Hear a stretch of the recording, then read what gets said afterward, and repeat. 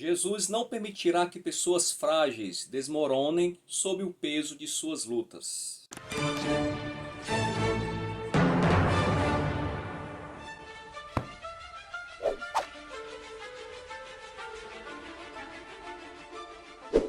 Fala pessoal, bem-vindos ao canal Ler é Preciso. Eu me chamo José Lopes. Nesse vídeo falarei sobre o livro Deus e o Debate sobre Transgêneros, de Andrew Walker. Andrew Walker ele é professor associado de Ética Cristã e Teologia do Seminário Batista nos Estados Unidos. Aqui, esse livro publicado pela editora Vida Nova e que tem 204 páginas.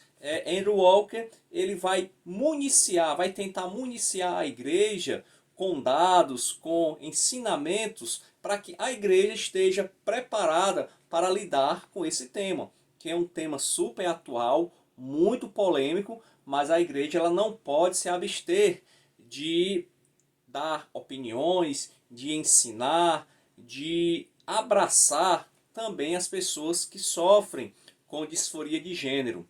Então ele começa, primeiramente, definindo alguns termos super importantes. Muitas vezes as desavenças, as brigas, as polêmicas que existem nesse tema, muitas vezes são resolvidas apenas com definições corretas dos principais termos. Então ele começa definindo 5 termos que são bastante importantes. Ele começa definindo sexo, depois gênero, identidade de gênero, disforia de gênero e transgênero. Você sabe o que significa cada uma das 5 definições? Então, o que seria o sexo? Refere-se à composição biológica. Os cromossomos, né? XY para o homem, XX para a mulher. Isso é um sexo biológico.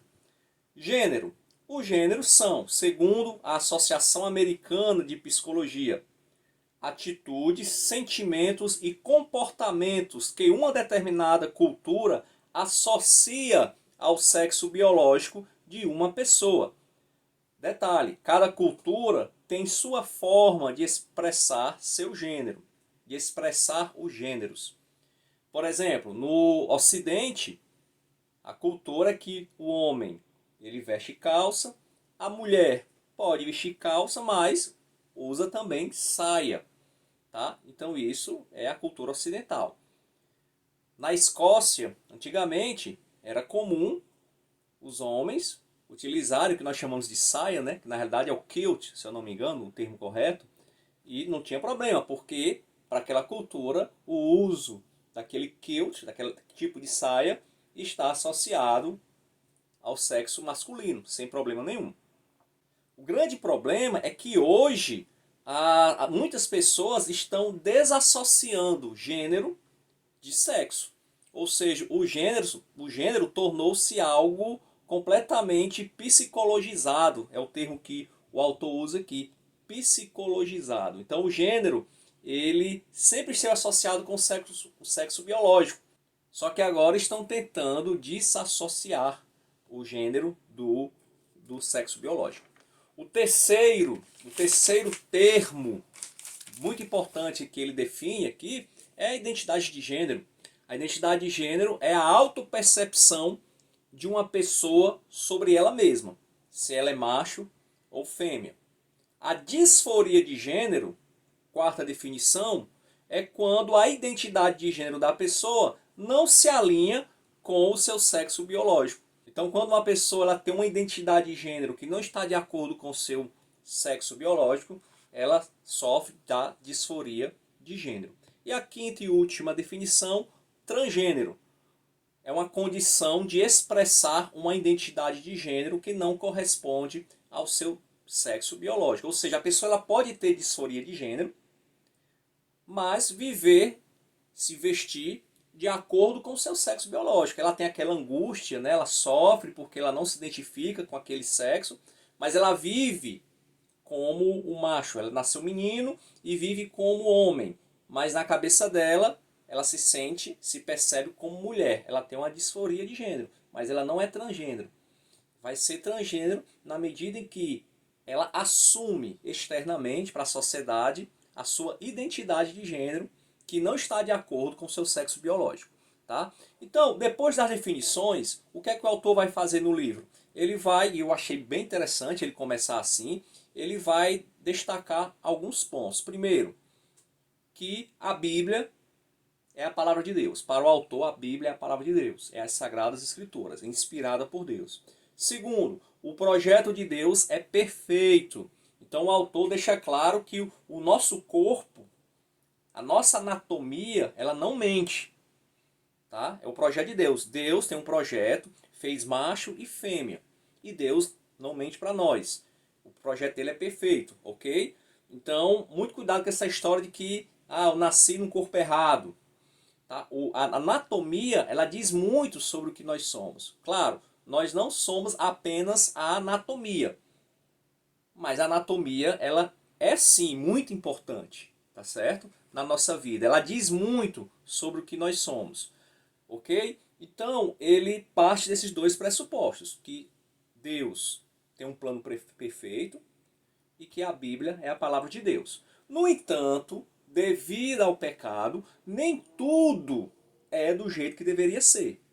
Nós sabemos que devido à queda, devido ao pecado, a sociedade, a natureza, ela sofre essas consequências. E o autor vai defender que a disforia de gênero em si não é pecado, e eu concordo com ele. Essa angústia de se ver como de um outro sexo não é pecado. Segundo o autor, é fruto da natureza pecaminosa. Inclusive, essa angústia de sentir um desalinhamento entre o seu sexo biológico e a sua identidade de gênero é uma dentre as muitas angústias que permeiam a natureza humana atualmente, né? Então, a disforia de gênero, ela é apenas uma de tantas outras angústias da sociedade moderna, tá certo? Então, ter disforia de gênero não é pecado. Porém, o autor diz que desejar ou aceitar esse desalinhamento entre a identidade de gênero e o sexo biológico é pecado. Ele também é claro em dizer que transicionar também é pecado, ou seja, fazer a transição, né, de uma identidade para outra, digamos assim, é pecado, segundo o autor, e eu também concordo com ele.